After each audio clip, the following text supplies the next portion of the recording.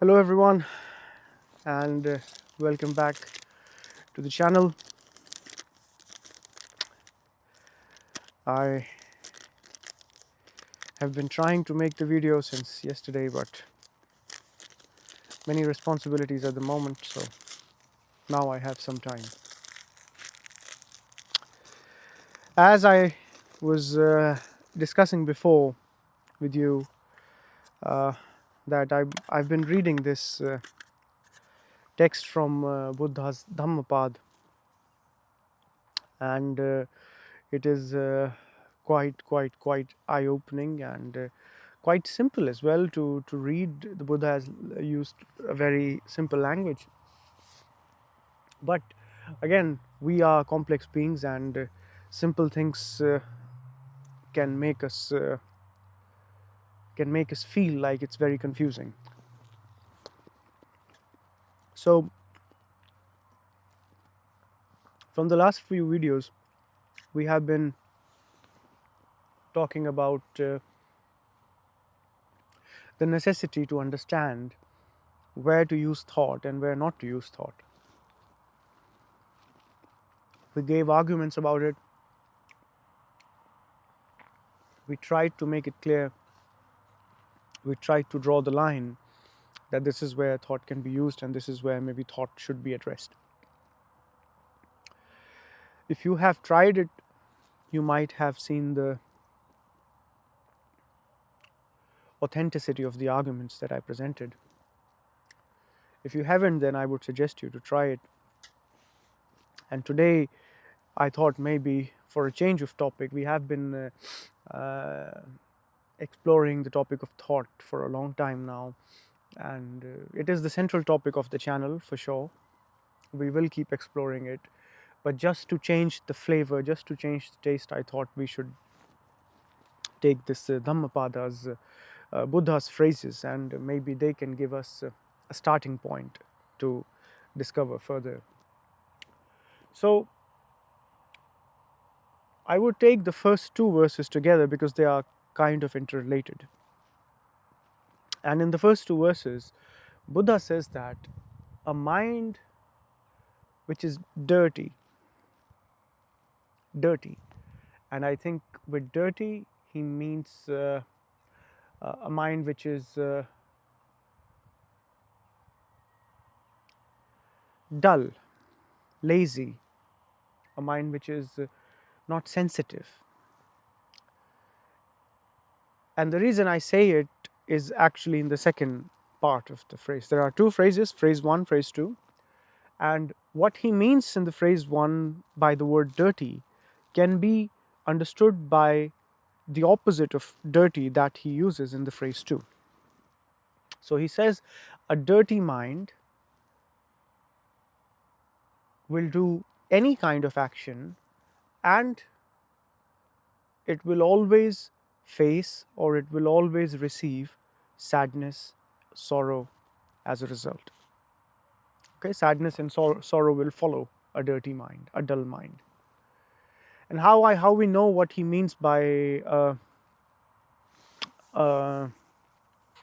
dirty mind is in the second phrase, where he says, on the contrary, when a self-illuminated mind takes action, then goodness follows it as your shadow follows you. So the word self-illuminated is very, very crucial here. That's what defines the tone of the word dirty. So a mind which is not illuminated, a mind which is not sensitive, a mind which is not aware of its own action will eventually face sorrow or sadness. And now from the sound of it, it feels like it's self-explanatory, and there is no further explanation required in it, because it just sounds so obvious.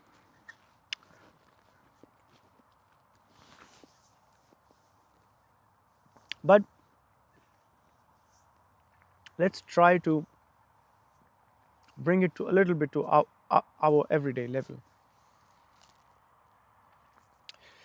When I do any action in the world, I do it on the basis of what I observe in the world.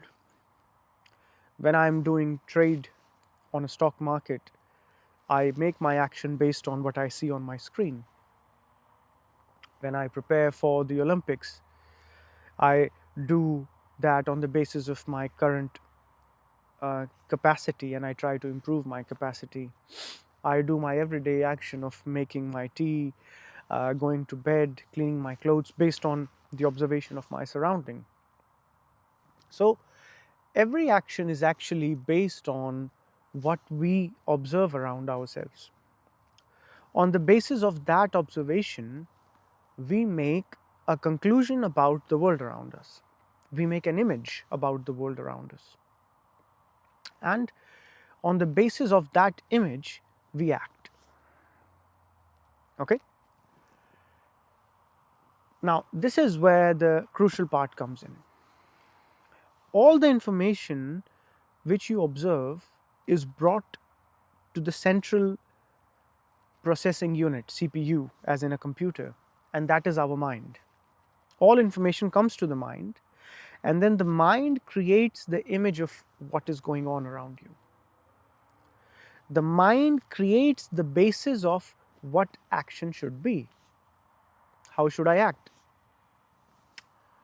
So, if you are not aware of how the mind is processing the information which is coming to it, and how the mind is making this final decision of what to do next, then there's a possibility that the mind might perform some inefficient, some illogical, some wrong calculations, and based on that, the mind might create a wrong, or instead of wrong, let's say a distorted, a deluded image of the world around us. And then action comes according to that delusional image which the mind has created around us. And because the mind fails to understand how the world actually is, the action which is performed is inefficient. And as a consequence, an inefficient action brings sorrow.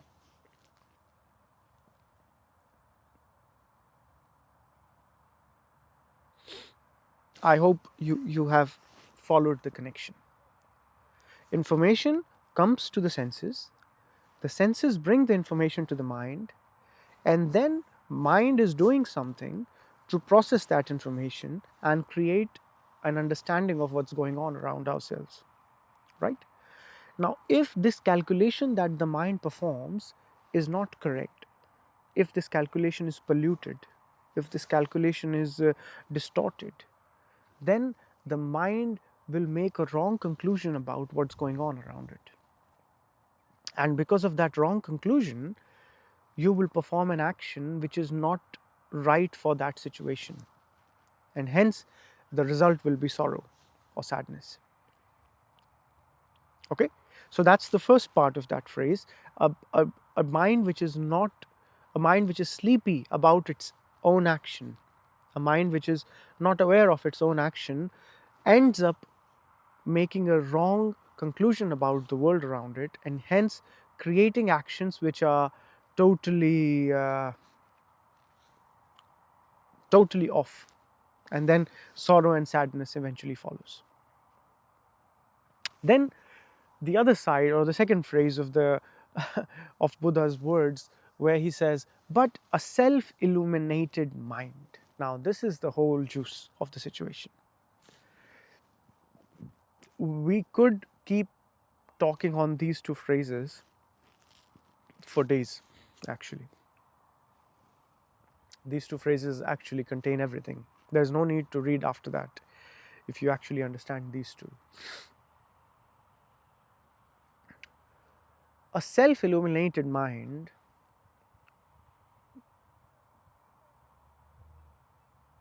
when that mind performs an action, then goodness follows it.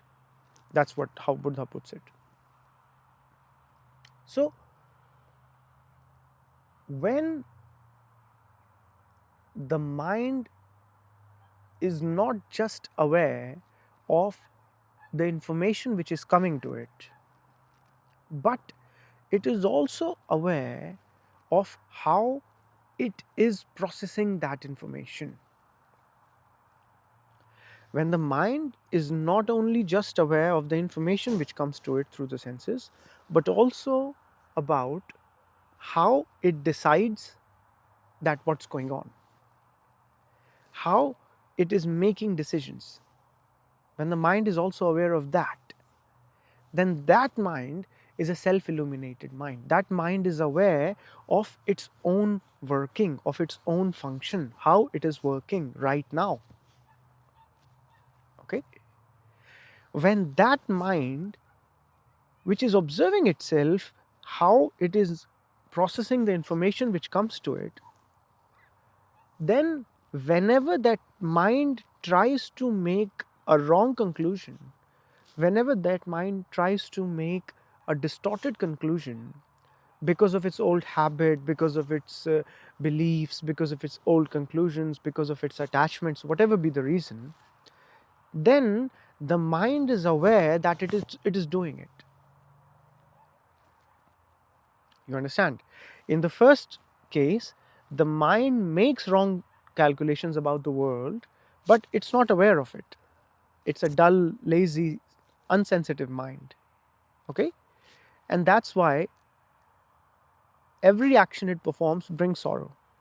And because it's not aware that it is doing something in a wrong way, it blames the world. It doesn't see its own mistake. That's the case one. Okay? But a self-illuminated mind is always aware how it is performing the task, how it is performing the calculations, how it's coming to the conclusions of the everyday problems. And then, even if a mistake happens, it doesn't blame the world for it, because it knows that it was itself which made that calculation and then made that action. And eventually that action was not enough and it brought some sorrow. So it learns about itself, and then next time it doesn't repeat that. Okay? Where on the contrary, a mind which is sleepy, a mind which is dull and asleep, it doesn't even see the mistakes it's making, and it keeps repeating its mistakes and is endlessly caught in the cycle of sadness and sorrow. Okay? On the other hand, the self-illuminated mind first of all detects that it has done a wrong thing and corrects it straight away before performing an action. And even if it performs the action, it receives the sorrow, it corrects it from the next time. You understand? So, for the first mind, sorrow follows it, and for the second mind, goodness follows it. And this is the whole difference between a mind which is asleep and a mind which is self-illuminated. Now, remember, it's self-illuminated. It's not illuminated by someone else's light. It is not illuminated by someone. It is self-illuminated, self-knowledge. That's why self-knowledge is very important. If there is no self-knowledge, then you will eventually for sure fall in the category 1. In the verse first, where your mind would be very sensitive, maybe to the stock market, maybe to something else, maybe to a computer, maybe to a video game, maybe to your wife, maybe to your girlfriend, but it would not be sensitive about itself. And because it's not sensitive about itself, it will keep on making mistakes, it will keep on creating wrong image about the world, and it would keep inviting sorrow by performing incomplete action. And that is why self-knowledge is essentially very important. When you have this self-illumination, self-watching how your mind is performing that action, then that is itself a big factor of drastic change or a revolution, a psychological revolution, you can say. So this is just the introductory gist of what the first two phrases that Buddha has put. And it's beautiful because it puts down the premise for the very high importance of self-knowledge. You can laugh at it, you can be over smart about it, you can say whatever you want, but at the end, when you test it, you would find it as it has been presented by Buddha. So please test it, okay? Test it at every instant of life. See what happens when your mind is sleeping, and see what happens when your mind is self-illuminated. Okay? So this is all for today, and let's keep it short. And if you have any other questions, please write to me. If there are video suggestions, please write to me about that as well, and maybe we can follow in that direction. Have a good weekend.